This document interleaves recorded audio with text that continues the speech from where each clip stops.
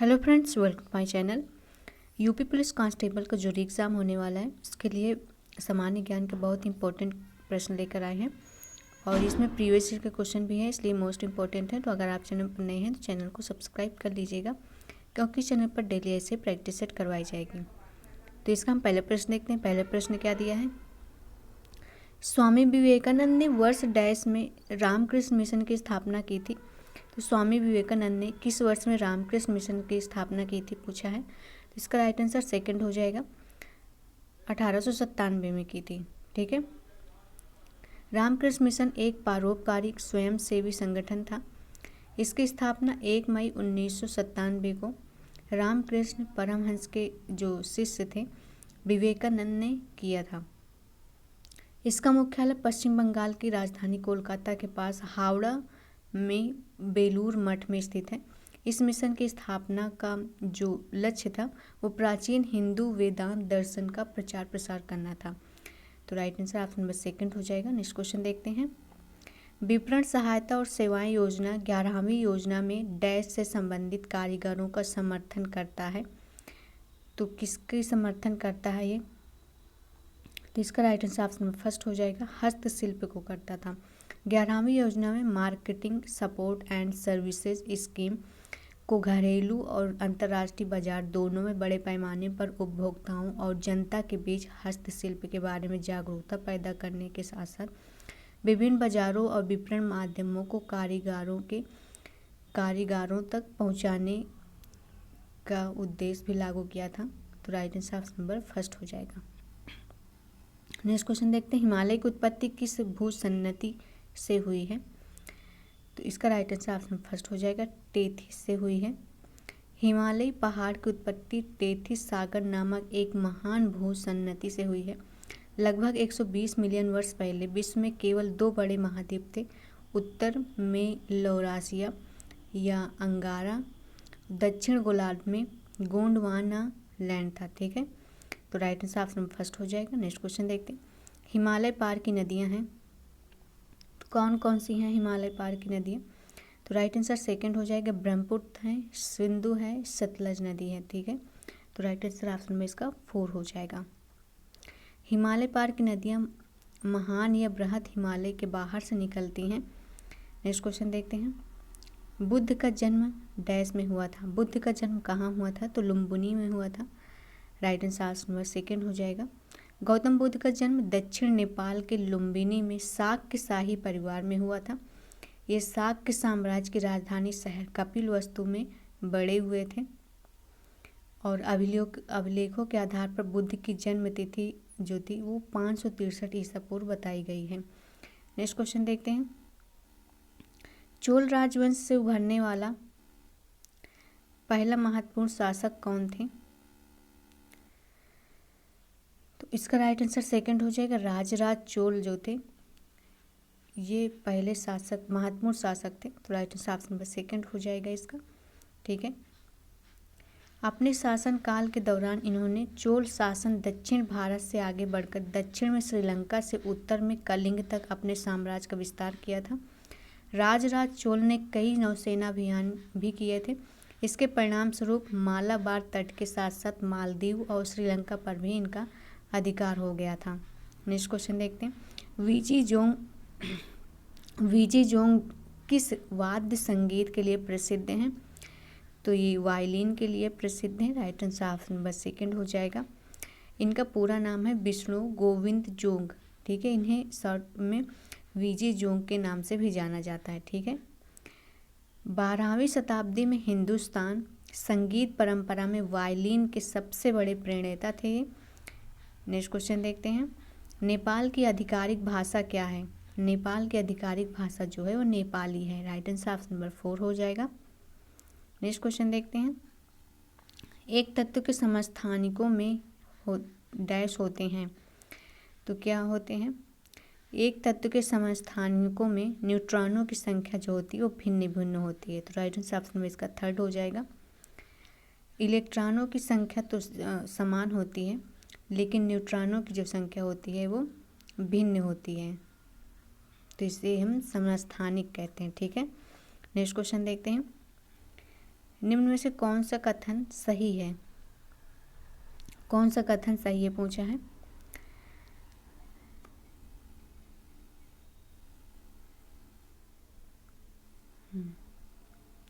पहला दिया है साबुन के अणु मिसेली कहलाने वाली संरचना बनाते हैं। दूसरा दिया है साबुन के मिसेल सूर्य के प्रकाश को प्रकीर्णित नहीं कर सकते हैं। तीसरा है तैलीय मैल केवल मिसेली के केंद्र में एकत्रित होते हैं। तो इसमें से जो राइट आंसर हो जाएगा ऑप्शन नंबर सेकंड हो जाएगा। 1 और 3 सही है, जो सेकंड वाला है ये गलत हो जाएगा। साबुन के मिसेल से सूर्य के प्रकाश को प्रकीर्णित नहीं करते तो करते हैं। राइट आंसर ऑप्शन में इसका सेकंड हो जाएगा। नेक्स्ट क्वेश्चन देखते हैं। भारतीय संविधान के अनुच्छेद 36 से अनुच्छेद 51 मुख्यतः राज्य के नीति निर्देशक तत्व से संबंधित है, जो कि भारतीय संविधान के डैश में दिए हुए हैं। तो किस भाग में दिए गए हैं ये पूछा है। तो इसका right answer option number third हो जाएगा। भाग 4 में दिया गया है राज्य के नीति निर्देशक तत्व। ठीक है, इसका राइट आंसर ऑप्शन नंबर हो जाएगा थर्ड।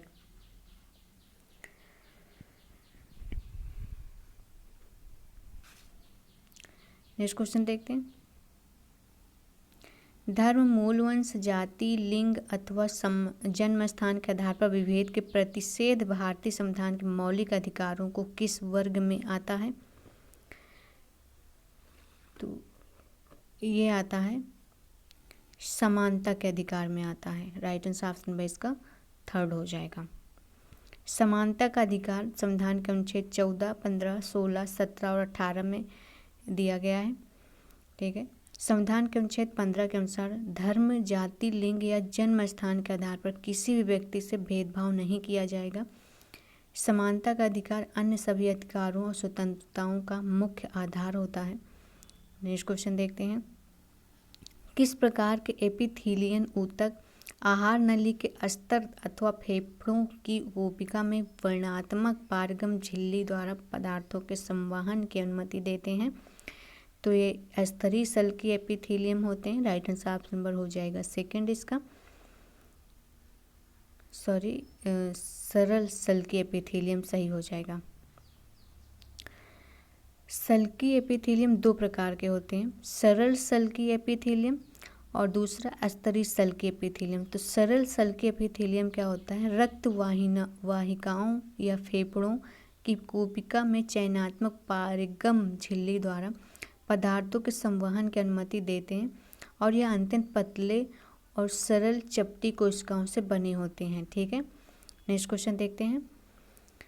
जीवाणु, नील हरित शैवाल अथवा साइनोबैक्टीरिया तथा माइकोप्लाज्मा किस जगत के जीवों के उदाहरण हैं? तो ये मोनेरा के हैं। राइट आंसर सेकंड हो जाएगा। ठीक है, सभी प्रोकैरियोटिक जीवों को रखा जाता है इसमें मोनेरा जगत में। जीवाणु, नील हरित शैवाल या साइनोबैक्टीरिया और माइकोप्लाज्मा मोनेरा जगत के अंतर्गत आते हैं। इस जगत में एक कोशिकीय प्रोकैरियोटिक जीव आते हैं। इनकी कोशिका के ऊपर कोशिका भित्ति केंद्रक कला नहीं पाया जाता है। ठीक है, तो नेक्स्ट क्वेश्चन देखते हैं।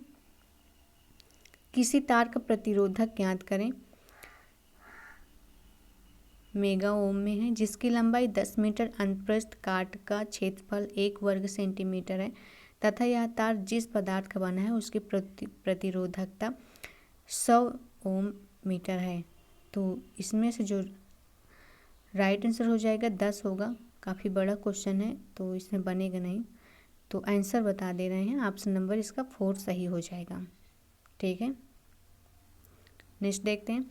जब किसी वस्तु को तरल में रखा जाता है तो उस पर ऊपर की ओर बल लगता है, जिस बल को हम क्या कहते हैं? तो इसे हम उत्प्लावन कहते हैं। राइट आंसर ऑप्शन नंबर 4 हो जाएगा। आर्किमिडीज के सिद्धांत के अनुसार जब कोई वस्तु किसी द्रव्य में पूरी अथवा आंशिक रूप से डुबोई जाती है तो उसके भार में कमी का आभास होता है। भार में यह आभासी कभी वस्तु द्वारा हटाए गए द्रव्य के भार के बराबर होती है। ठीक है, हटाए गए द्रव्य के भार के बराबर एक बल वस्तु पर ऊपर की ओर लगता है, जिसे हम उत्प्लावन बल कहते हैं। नेक्स्ट क्वेश्चन देखते हैं। आयतन के अनुसार वायु में किस परसेंट डैश है? तो आयतन के अनुसार वायु में जो है वो 21% ऑक्सीजन है। तो राइट आंसर ऑप्शन बाई इसका सेकंड हो जाएगा। जो सबसे अधिक मात्रा में पाई जाती है वो नाइट्रोजन होती है, ठीक है। फिर उसके बाद ऑक्सीजन होते हैं। आर्गन जो होता है वो 0.93% होता है और कार्बन डाइऑक्साइड जो होता है वो 0.04% होता है। तो राइट आंसर ऑप्शन में इसका सेकंड हो जाएगा। नेक्स्ट देखते हैं, माइक्रोसॉफ्ट वर्ड में normal, web layout, print layout, outline और रीडिंग व्यू के बीच स्विच करने के लिए विकल्प उपलब्ध कराता है। तो ये व्यू बटन्स जो होते हैं ये उपलब्ध कराता है। राइट आंसर ऑप्शन में इसका सेकंड हो जाएगा। नेक्स्ट क्वेश्चन देखते हैं, यहूदियों का प्रार्थना स्थल था। यहूदियों का प्रार्थना स्थल कहाँ था? तो ये सिनेगाग में था। राइट आंसर ऑप्शन में सेकंड हो जाएगा। इस पवित्र स्थानों का प्रयोग केवल प्रार्थना के लिए ही किया जाता था। नेक्स्ट देखते हैं, संयुक्त राष्ट्र के कितने सदस्य देश हैं? तो इसका राइट आंसर हो जाएगा ऑप्शन नंबर फर्स्ट 193 हैं, ठीक है। नेक्स्ट है, किस साल में भारत में विश्वविद्यालय शिक्षा की समस्या का अध्ययन करने और रिपोर्ट देने के लिए सैडलर आयोग को नियुक्त किया गया था? सैडलर आयोग को कब नियुक्त किया गया है ये पूछा है। तो इसका राइट आंसर हो जाएगा ऑप्शन नंबर फर्स्ट 1917 में किया गया है। नेक्स्ट है, रिकेट्स बीमारी इसके अभाव से होता है। रिकेट्स बीमारी किसके अभाव से होता है? तो ये विटामिन डी के अभाव से होता है, ठीक है।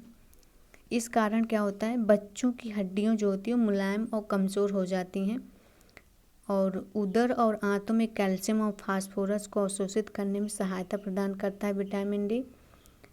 विटामिन डी के कमी से कैल्शियम और फास्फोरस की उचित मात्रा को बनाए रखने में जो कठिनाई उत्पन्न होती है उस कारण से रिकेट्स रोग हो जाता है। नेक्स्ट क्वेश्चन देखते हैं, निम्न में से कौन सा शहर पारंपरिक साड़ियाँ कपड़ा उत्पादन में प्रसिद्ध है? इसका राइट आंसर सेकंड हो जाएगा, कांचीपुरम है। भारतीय संविधान के कौन से अनुसूची में संविधान द्वारा मान्यता प्राप्त भाषाओं की सूची दी गई है? इसमें क्या पूछा है, भारतीय संविधान के कौन से अनुसूची में संविधान द्वारा मान्यता भाषाओं की सूची दी गई है?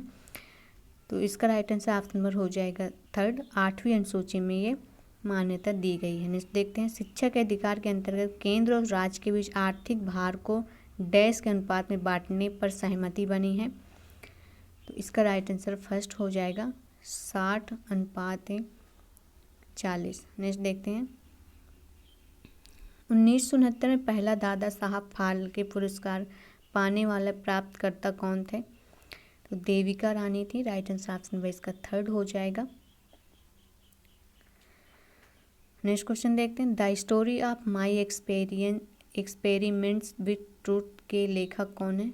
तो सभी को पता है महात्मा गांधी हैं।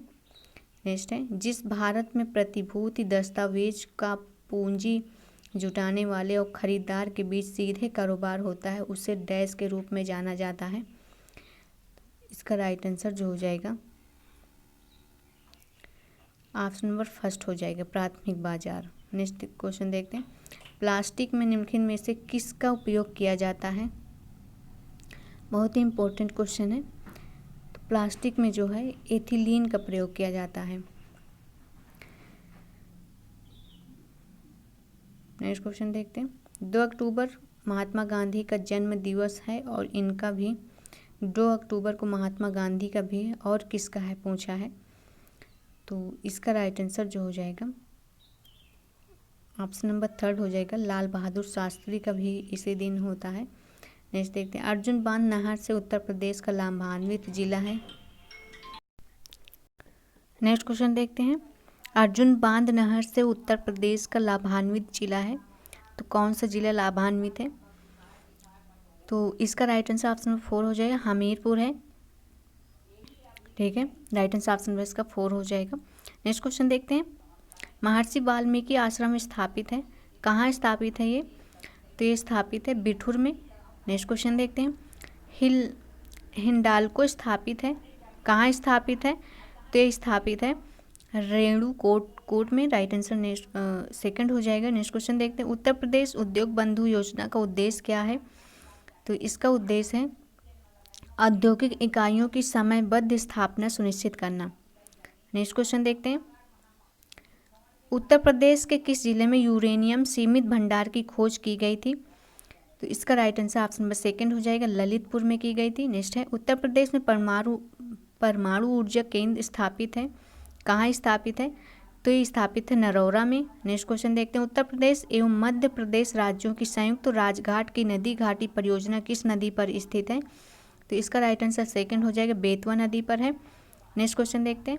अभी संकेत दिया गया है, इसमें पूछा गया है इसका मतलब संकेत का अर्थ क्या है।